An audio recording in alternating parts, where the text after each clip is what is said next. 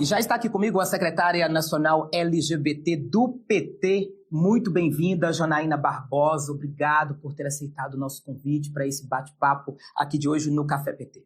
Eu que agradeço, André, e agradeço a todo mundo que vai nos acompanhar para a gente fazer um debate bem legal, bem importante sobre o orgulho LGBTQIA+. E olha que esse mês nós temos muito o que falar e que celebrar, né? Porque além de ser comemorado o Dia Internacional do Orgulho LGBT, esse é o mês da visibilidade LGBTQIAPN+. Então, eu queria que você começasse falando aí quais são as principais pautas para esse mês, um mês tão significativo e tão importante para essa luta, que na verdade tem que ser diária, né? E não somente nesse mês em que são celebrados aí esses dias especiais. Eu acho fundamental a gente debater esse tema, porque as pessoas tendem a achar que quando a gente aborda o tema orgulho LGBTQIA+, que a gente quer promover um confronto social com outros modelos sociais, seja ela de âmbito familiar, seja ela de âmbito cultural, político, e na verdade não. O orgulho é para celebrar a nossa existência, para dizer a importância, né, de você ter o debate sobre orientação sexual, sobre identidade de gênero, né, sobre você ser quem é, sobre afetos, sobre amor, mas é principalmente sobre a política. Então, a gente fala de orgulho, a gente fala também da importância desse orgulho estar presente, seja no ambiente de trabalho, seja no ambiente familiar, seja nas lutas pela moradia, por segurança pública, né? Mostrar que a gente também faz parte desse instrumento social e que nós também estamos classificados nessa luta, né? Dessa luta que não é somente para enfrentar a violência, mas é também para reafirmar a nossa existência no direito de trabalhar, de ir e vir. Então, o orgulho é muito simbólico. O orgulho de eu ser quem eu sou, mas ao mesmo tempo dizer eu luto por isso, luto por moradia, por educação, por saúde. Então, central para promover também a manifestação cultural nossa, né? E é muito importante, né, esse ênfase, esse destaque que você deu aí, porque muita coisa já mudou, mas muita coisa ainda precisa ser mudada, né? Nós temos aí o avanço da tecnologia, nós temos aí esta facilidade que as pessoas têm de se comunicar, de levar a mensagem um para o outro, mas, ao mesmo tempo, né, esta facilidade, esse acesso tão rápido que as pessoas têm a esses novos mecanismos, né, de se interagir, muita coisa também é atrapalhada nesse percurso, como a maldade, como a fake news, como a disseminação do ódio, né? Então, essa disseminação desse ódio, principalmente, a gente sabe que é o que mais afeta, né, o público LGBT também, né? Afeta na nossa existência, afeta no seio familiar, acho que a gente precisa falar sobre isso, né? O fake news, ele estimula a violência, mas ele estimula a violência inclusive dentro do seu ambiente familiar. Porque o que faz um familiar rejeitar um LGBTQIA+, ela é uma perspectiva de uma sociedade que é patriarcal, machista, racista, sexista, LGBTfóbica, mas que convence as pessoas e a população de que algo precisa ser combatido. Então, que aquela orientação sexual, aquela identidade de gênero que foge da normalidade, que não está no aspecto da heteronormatividade, precisa ser combatida.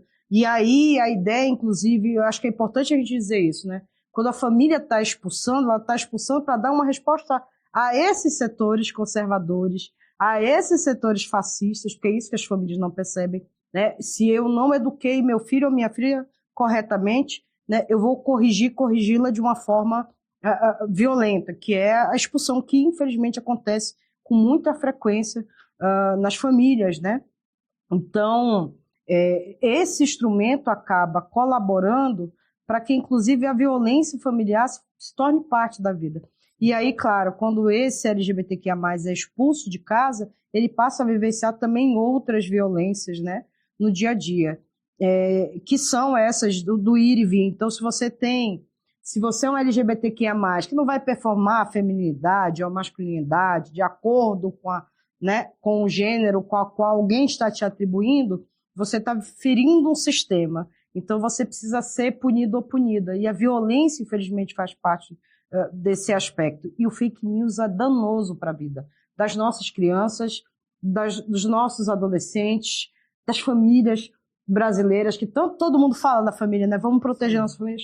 As famílias são atingidas pelo discurso de ódio, porque você vai ter o responsável, né? A mamãe, o papai, a vovó, o tio, se achando culpados por você ser diferente, e você vai ter o estigma e a maldade também, né? Porque quando a gente vai ouvir a história de LGBTQIA+, que não foram acolhidos, o principal medo era dizer, eu não sou uma menina que gosta de menino, eu sou uma menina que gosta de menina, e não poder dizer isso é um processo de sofrimento. Então você tem um arcabouço de violência tão intensa, tão perversa, que quem acha que não está puxando a arma, está também dando tiro, está colaborando. Então, infelizmente, tem pessoas que, inclusive, utilizam da religião como um meio de atacar um segmento social, uma parte da população, usando a fé, o amor, porque, para mim, religião é isso, né? A fé é afeto, é amor, né? Que vai nortear o bem-estar da sua família e que é utilizado para que você pratique violência com alguém.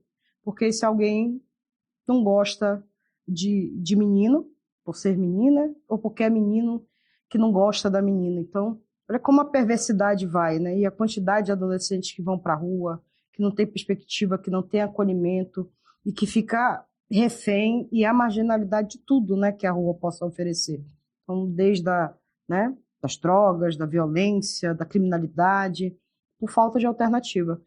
Por isso é importante a gente dizer, olha, sinta orgulho do seu filho e da sua filha, que é LGBTQIA+, porque esse filho e essa filha que estuda, que se dedica, que trabalha, que faz estágio, que busca uma universidade, que está todo dia ali buscando, né, também ser um instrumento de felicidade dentro daquele seio familiar, também sofre.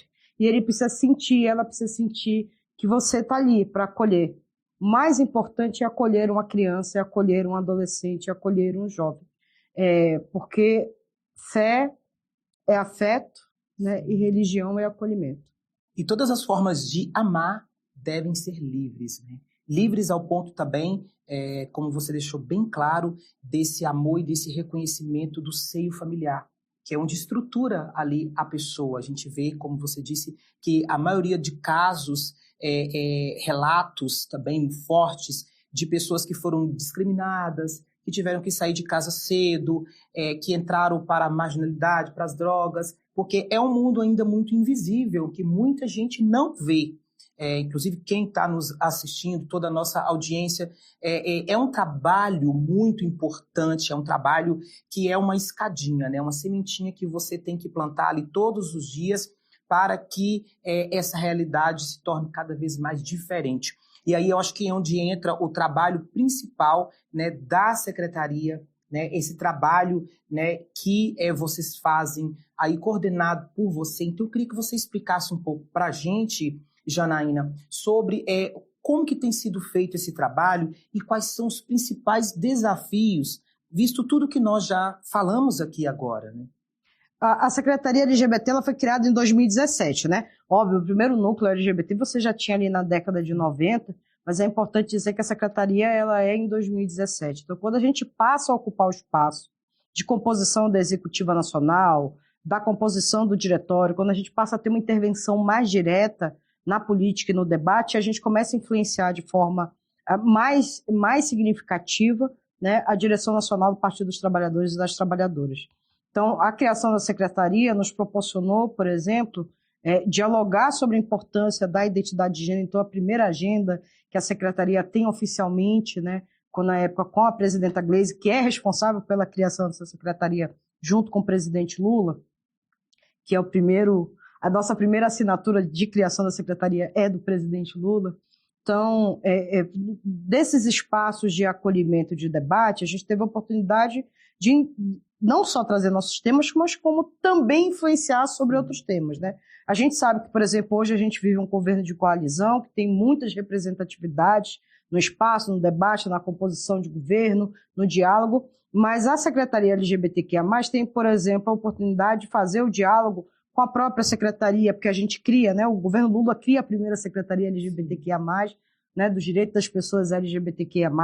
Então, a secretaria consegue fazer esse diálogo no âmbito do governo, fazer o diálogo no âmbito do governo, fazer o diálogo no âmbito do Senado, da Câmara. É fundamental dizer que com a criação da secretaria a gente passou a ter uma intervenção mais direta, então reunir com a bancada, seja da Câmara, seja do Senado. A gente fez pela primeira vez, lá ali em 2018, a primeira formação para dirigentes, né, sobre as pautas da população LGBTQIA+, e foi bem interessante, porque na fundação a gente não contou só com pessoas do PT se inscrevendo para participar da formação, mas a gente contou com outros partidos políticos também participando, então pessoas ligadas ao MDB, ao PSOL, ao PSDB. Então a secretaria ela acaba tendo uma intervenção transversal com vários segmentos. Tem um diálogo direto com o movimento social, acho que é importante dizer isso. Então a secretaria, como o PT, dialoga com os movimentos LGBTQIA+, do Brasil, dialoga com outros partidos políticos.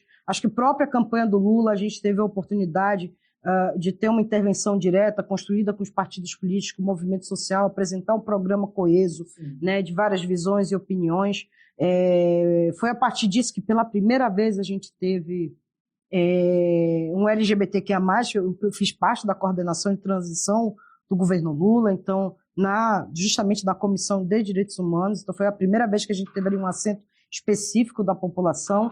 Então, a secretaria acaba tendo várias intervenções e a gente teve a oportunidade de, em 2018, lançar o Nossas Cores, que é o projeto político que vai formando quadros para a disputa eleitoral. Então, a secretaria vai atuando em várias vertentes. Estamos organizados em todos os territórios brasileiros, né, em âmbito estadual, estamos nos organizando em municípios, né, então, desde o processo dessa criação, a gente passou a ter uma intervenção direta. E eu quero trazer como é importante essa intervenção, gente. Eu lembro que quando a gente estava construindo, que a gente começou da etapa desde a base, construindo o processo para o Congresso, para criar a Secretaria LGBT do PT, no meu estado, que é o estado do Pará, o meu presidente foi o cara que apresentou no encontro, no Congresso lá no Pará, a pauta, o senhor João Batista, a pauta nossa de reivindicação. Então, essa influência direta de você envolver atores, né? Então, eu lembro quando a gente tinha um secretário de formação do PT, que era o companheiro Wilson, que nos deixou, infelizmente, na pandemia. O primeiro curso que ele fez foi sobre o tema LGBTQIA+, e depois apresentou o diploma, olha, fiz um curso sobre diversidade, para entender melhor, intervir. Então, a secretaria tem essa intencionalidade de provocar não só a estrutura, mas as pessoas a entender a importância dessa luta, dessa pauta. A pauta LGBTQIA+, não está desligada da pauta de esquerda, democrática, socialista, comunista, revolucionária, e nem é a parte da classe trabalhadora, né? Essa luta de classe também faz parte da nossa luta e da nossa existência. Então, mexer nas estruturas nos incluindo. Acho que essa é a central da secretaria e conta com uma série de militantes dedicados, aguerridos, que se disponibilizam, que se colocam à disposição ou para a estrutura partidária, para a organização da estrutura, porque a gente não só ocupa as secretarias, a gente, né, nesse último período, teve a frente de presidências do PT municipais, de capitais, então, de Estado. Então, isso vai acabando criando um espaço em que as pessoas compreendam, olha, nós chegamos, estamos aqui e não vamos desocupar, não. Que maravilha. Então, a gente vê um exemplo de um trabalho maravilhoso, muito bem feito, que cresce, vem crescendo a cada dia e é muito importante para a nossa sociedade. E por falar em importância, Janaína, eu queria saber a sua opinião sobre eventos grandiosos, como São Paulo realiza, né, a maior parada do orgulho LGBTQIAPN+. Então, qual a importância, né, desse evento que reúne, né, milhares de pessoas, que celebra o amor, acima de tudo, mas, ao mesmo tempo, ali exemplifica, né, a luta e o que, né, o público precisa a mais, o que o público precisa ser entendido, compreendido, pautas políticas também. Então, qual a sua avaliação aí para a gente? A Parada de São Paulo é a maior parada do mundo, né? Sim. Primeiro, demarcar isso, André. Sim. O Brasil tem a maior parada do mundo, né? E ela é importante porque ela é uma expressão cultural, né? Nossa, da nossa cultura, do nosso ver, do nosso colorismo, da nossa alegria. Mas ela também é um espaço de debate político. Então, durante a semana, você vai ter a feira que vai ter uma diversidade, né?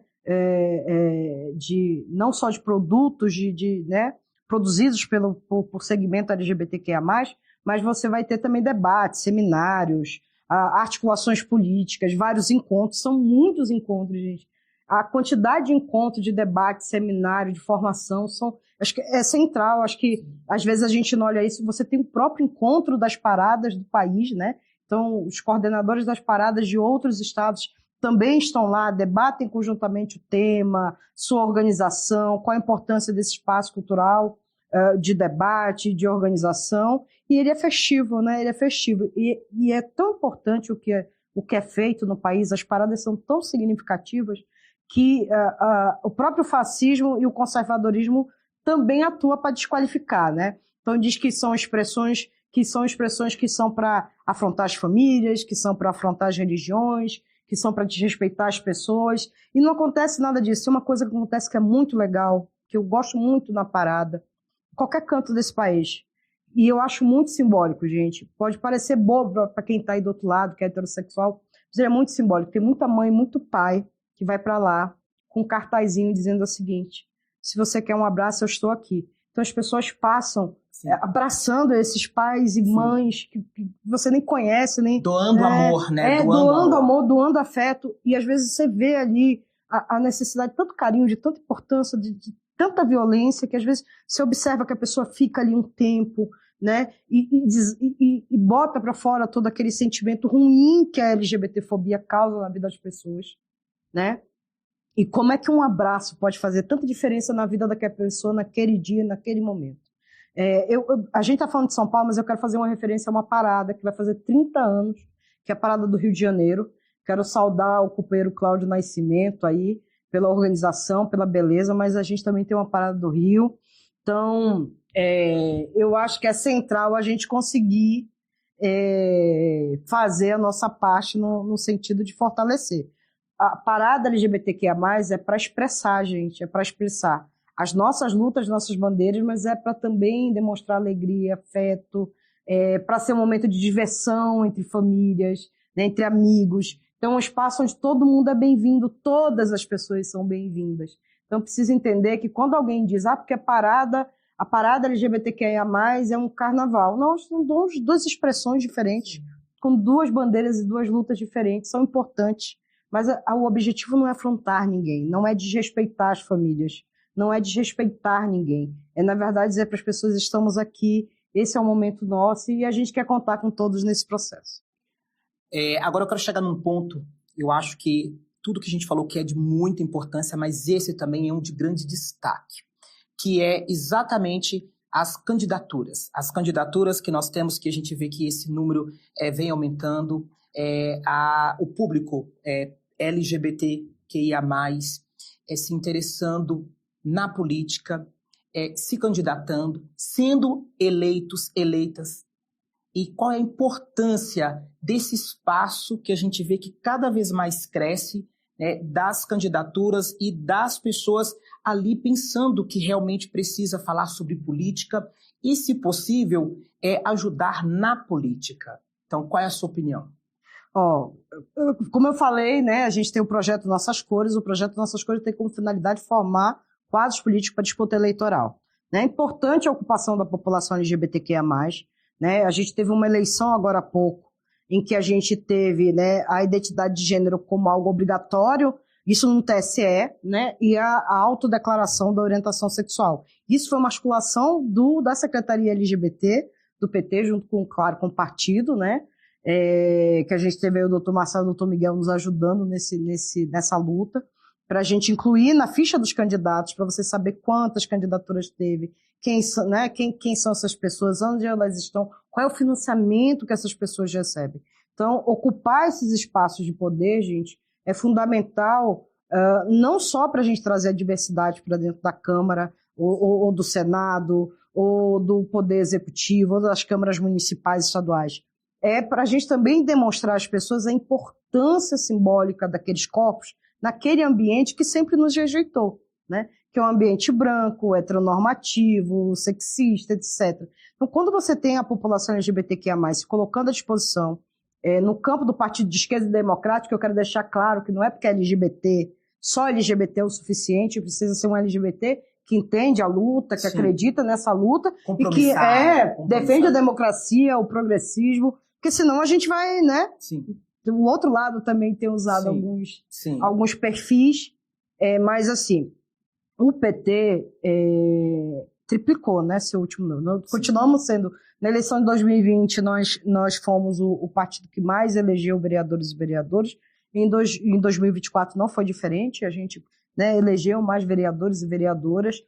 A gente é um partido que distribui financeiramente, então, as secretarias nacionais, todas as 8 secretarias, né, claro, tirando mulheres e combate ao racismo, que são previstos por leis, né, mas todas as demais secretarias têm um fundo, então o LGBT e a juventude tem um fundo destacado para poder investir nas suas candidaturas, né, é uma porcentagem que complementa, então a gente disputa o fundo geral eleitoral, mas também tem uma contribuição direta da secretaria para essas candidaturas em destaque, fortalecimento, então o que nos permite a gente ter também o maior número de pessoas trans eleitas, também é da legenda do Partido dos Trabalhadores e das Trabalhadoras, eu tenho muito orgulho disso, porque nesse processo de formação das nossas cores, a primeira vez que a gente apresentou foi na Executiva Nacional.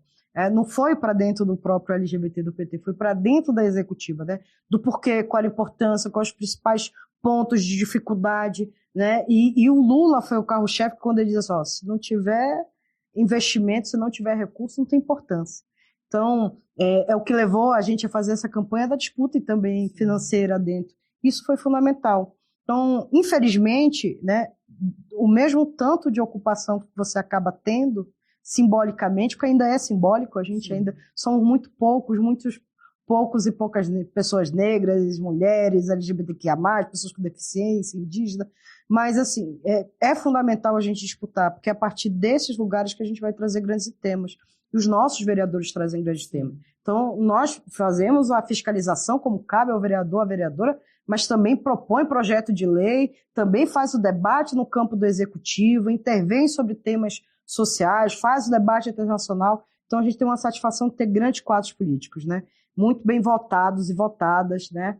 A Tainá de Paula, por exemplo, do Rio de Janeiro, foi a de esquerda, a mulher negra LGBTQIA+, bem votada. Então, esse é um resultado de um fruto coletivo de debate. E eu quero agradecer a cada companheiro e companheira que coloca o seu nome à disposição, independente se tem um resultado final de vitória, porque já é uma vitória, a gente sabe, porque a gente tem a oportunidade de dialogar com a sociedade, dizer quais são as nossas pautas e nossas lutas. Parabéns a você por ter sido nossa voz, nosso coração, nossa mente nesse país grande, diverso, né, para disputar um projeto político maior, que é um projeto inclusivo, de respeito, de esquerda, democrático, revolucionário, e que também colaborou muito, né, para a gente ter um projeto aí depois, né, com Lula, e nós vamos ter o projeto agora, 2026, também com Lula. Que maravilha! Olha, e é com essas palavras, né, são com essas palavras lindas, palavras de esperança, palavras de um trabalho que está sendo muito bem feito, muito bem realizado. Eu costumo dizer, né, que o PT é amor, né? A cor do amor é o vermelho, então a nossa bandeira é vermelha. Então todas as políticas, todo esse apoio, tudo que o nosso presidente Lula tem feito, faz e ainda vai fazer, né, para a diversidade, né, para o público LGBTQIAPN+. O trabalho desta secretaria que você está à frente é um grande exemplo disso. O nosso tempo é pouco, eu queria falar mais sobre, né, essa pauta tão importante, mas eu acho que esse pouquinho aqui que nós podemos passar aqui para a nossa audiência, para os nossos telespectadores, né, já foi de grande valia para poder mostrar esse trabalho, tá? Parabenizar também esse trabalho que você vem fazendo, né? E é uma luta que é de todos nós, é uma luta minha, é uma luta sua, é uma luta principalmente de você que está aí em casa. Muito obrigado por sua participação, tá? As portas estão abertas aqui, eu quero te receber outras vezes para a gente poder falar de mais coisa boa. André, obrigada pelo espaço, pelo convite, pela oportunidade. Vocês que estão nos assistindo, não esquece de curtir, mas também não esquece de compartilhar, não esquece de seguir. Aqui é um espaço que você pode dialogar sobre vários temas. Você quer ouvir a verdade, você quer conhecer o que de fato está acontecendo no país, tem que acompanhar aqui, porque aqui o compromisso é com a verdade. É isso aí, muito obrigado.